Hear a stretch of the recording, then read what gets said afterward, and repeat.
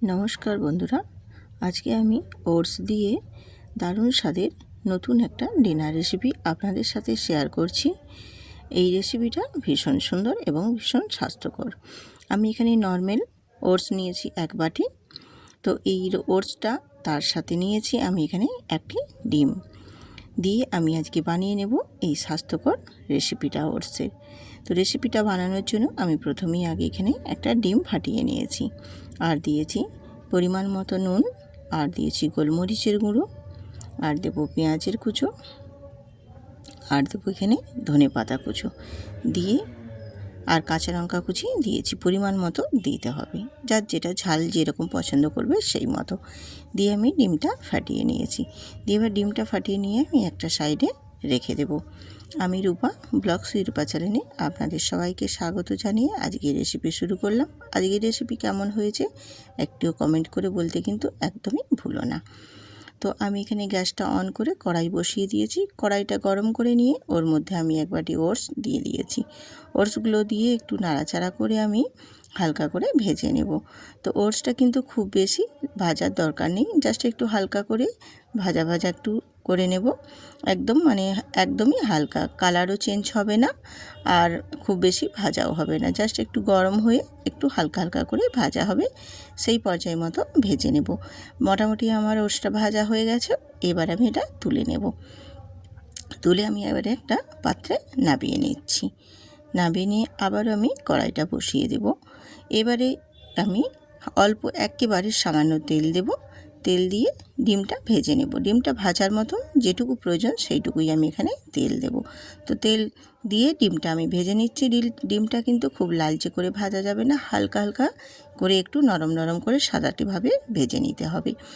তো এই রেসিপিটা কিন্তু ভীষণই স্বাস্থ্যকর এবং খুবই পাওয়ারফুল। এছাড়াও যারা ডায়েট কন্ট্রোল করছো তারাও কিন্তু এই রেসিপিটা বানিয়ে নিতে পারো। ভীষণ ভালো, একদম ওয়েট লসের জন্য। আর এই রেসিপিটা আমি ডিনারের জন্য বানালেও এটা ভীষণই ভালো। এটা তোমরা ব্রেকফাস্ট বা লাঞ্চের জন্য রেডি করে নিতে পারো। খুবই তাড়াতাড়ি, একদম 10 মিনিটেই রেডি হয়ে যায়। তো ডিমটা ভেজে তুলে নিয়েছি। এবারে আমি আবারও একেবারে সামান্য 1 চামচ তেল দিলাম। এই তেলের মধ্যেই আমি আজকে রান্নাটা কমপ্লিট করব।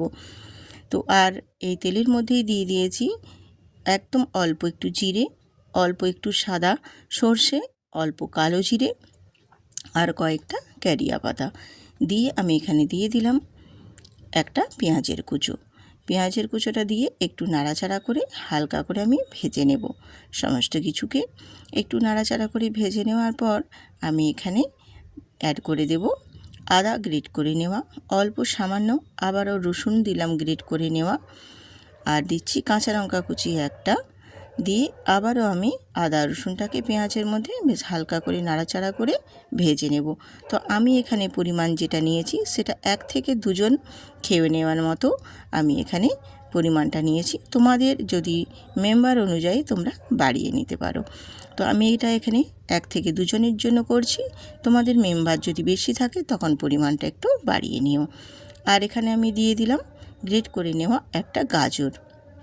তো গাজরটা অবশ্য মিডিয়ামে, খুব বড়ও নয় খুব ছোটও নয়, ঠিক সেই মতো একটা গাজর দিয়ে আমি এখানে গাজরটাও গ্রেট করে নিয়েছি। দিয়ে সমস্ত কিছুর সাথে বেশ ভালোভাবে নাড়াচাড়া করে একটু ভাজা করে নেব। তো গাজরটা একটু হালকা করে ভাজা করে নিয়ে ওর মধ্যে এবার দিয়ে দিলাম স্বাদ মতো লবণ, আর দেব হলুদের গুঁড়ো দিয়ে আবারও আমি সমস্ত কিছু খুব ভালোভাবে নাড়াচাড়া করে ভেজে নেব।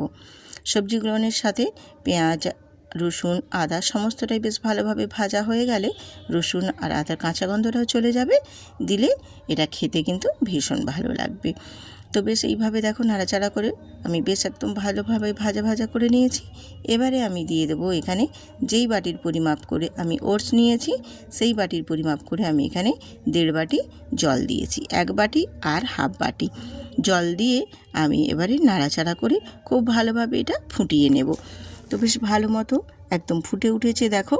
বেশ একদম সমস্ত কিছুগুলো গাজর টাজর সব বেশ ভালোভাবে একটু সেদ্ধ হয়ে যাবে। তার জন্য একবারে ফুটিয়ে নিয়ে এবারে ওর মধ্যে আমি দিয়ে দিলাম ভেজে রাখা ওটসটা দিয়ে দিয়েছি। এবারে আমি দিয়ে দেবো এর মধ্যে একটা হচ্ছে টমেটো কুচি। টমেটোটা খুব বড় নয়, তোমাদের পরিমাণ মতো নিবে। আমি প্রথমেই বলেছি আমি এখানে দুজনের মতো করছি, 1 থেকে 2 জন খেতে পারবে সেই মতো তোমরা টমেটোটাও সেই রকমভাবেই দেবে। তো খুব বেশি কিন্তু টমেটো দেওয়ার দরকার নেই, টমেটো দিলে তখন টক ভাবটা একটু বেশি এসে যাবে। তো দিয়ে নাড়াচাড়া করে আমি একটু ঢাকনা দিয়ে ঢেকে দিলাম যাতে করে জলটা শুকনো হয়ে যায়। তো কিছুক্ষণ পরে এসেছি, দেখো জলটা বেশ ভালো মতোই শুকনো হয়ে গেছে অনেকটাই, এবং ওটসটাও দেখো খুব সুন্দরভাবেও সেদ্ধ হয়ে গেছে। সমস্ত কিছু উপকরণ ওটস বেশ ভালো মতোই সেদ্ধ হয়ে গেছে।